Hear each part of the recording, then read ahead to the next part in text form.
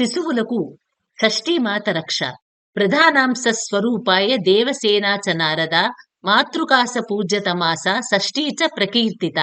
ప్రకృతి మాత అయిన ఆదిపరాశక్తి 6వ అంశావతారమే షష్ఠీదేవి.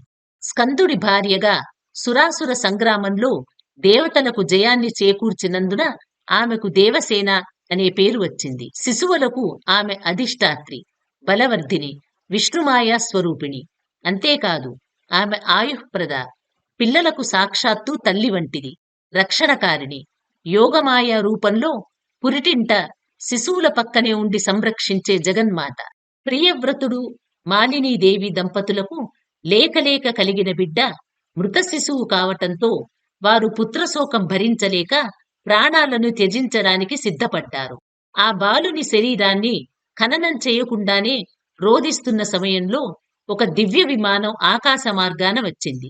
అందులో కోటి కాంతులు తెల్లని వస్త్రాలతో పుష్పమాలికలతో వెలిగిపోతూ దేవసేన వారికి దర్శనమిచ్చింది. ఆ తల్లి వారి మృత శిశువును చేతిలోకి తీసుకొని పునర్జీవితుణ్ణి చేసింది. ముల్లోకాలకు రాజువైన నీవు సకల లోకాల్లో నాకు పూజలు జరిపిస్తూ మీరు కూడా జరుపుతూ ఉండండి అని వారిని ఆజ్ఞాపించింది. అప్పటి నుండి ఆ రాజు ప్రతి శుక్లపక్ష షష్ఠి నాడు ఇంటింటా షష్ఠీదేవి మహోత్సవాలు జరిపించాడు. పురిటిండ్లలో 6వ, 11వ రోజుల్లోనూ, అన్నప్రాసనల రోజున, ప్రతి శుభకార్యంలోనూ షష్ఠీ పూజలు భారతీయులకు అలా ఆచారమైనాయి. తల్లి గర్భంలో శిశువు పడింది మొదలు 14 ఏళ్ల ప్రాయం వచ్చే వరకు అనేక గండాలు ఉంటాయి. వీటినన్నిటినీ దాటించడానికి దైవాంశమైన మాతృకా శక్తులు ఉంటాయి. వాటికి అధిష్టాన దేవతే దేవసేన. ఈ దేవసేనాపతి సుబ్రహ్మణ్యుడు. దేవసేన సమేత సుబ్రహ్మణ్య స్వామి పూజతో వంశవృద్ధి కలుగుతుంది, సత్సంతానము పొందవచ్చు. ఆమె పురిటింటి దేవత కూడా. ఆమెకు ప్రత్యేకమైన జ్ఞాన పూజా స్తోత్ర మంత్రాలు ఉన్నాయి. దేవీ భాగవతంలోని 9వ స్కందంలో షష్ఠీదేవి ఆరాధన ఉన్నది. ఆమె కటాక్షం కోసం పూర్వం 1 ఏడాది దాకా ప్రతి నెలా శిశువుకి పుట్టినరోజులు జరిపించేవారు. కొందరు దాన్ని నేటికీ కొనసాగిస్తున్నారు కూడా. శిశువు జన్మదశ ఎంతో సున్నితమైనది. ఒక జీవుడు పుట్టిన దగ్గర నుంచి 2వ ఏడు వచ్చే వరకు పసిబిడ్డ శరీరం అతి సున్నితంగా ఉంటుంది. ఆ సమయంలో బాహ్య దుష్ట శక్తుల నుంచి పలు ప్రమాదాలు పొంచి ఉంటాయి. అప్పుడు కొన్ని జాగ్రత్తలు తీసుకోవాలని మన శాస్త్రాలు చెప్తున్నాయి.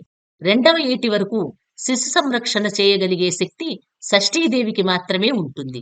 పుట్టినప్పుడు ప్రతి జీవికి కొన్ని బాలగ్రహాలు వెంటాడుతూ పీడిస్తుంటాయని, పుట్టినప్పటి నుంచి 14వ ఏడు వరకు ఈ మాతృక గ్రహాల బాధ నుండి బయటపడాలంటే దేవసేన సైత సుబ్రహ్మణ్య స్వామిని ఆరాధించాలని మహాభారతంలోని మార్కండేయ మహర్షి ఉద్బోధించాడు.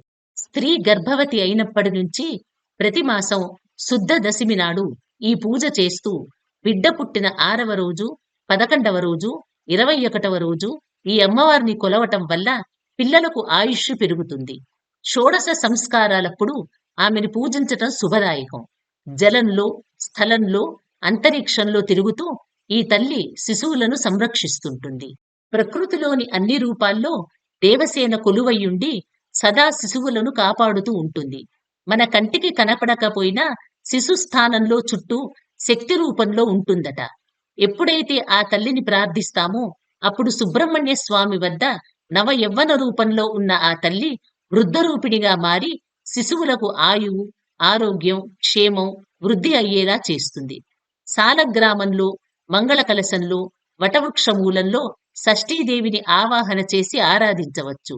ఈ తల్లిది అత్యంత దయాహృదయం. ఎంతటి సంక్లిష్ట పరిస్థితుల నుంచైనా మనల్ని అందరినీ కాపాడాలని ఆమెను ప్రార్థిద్దాం. ఈ వీడియో మీకు నచ్చినట్లయితే లైక్ చేయండి, షేర్ చేయండి, మా ఛానల్ని సబ్స్క్రైబ్ చేయండి.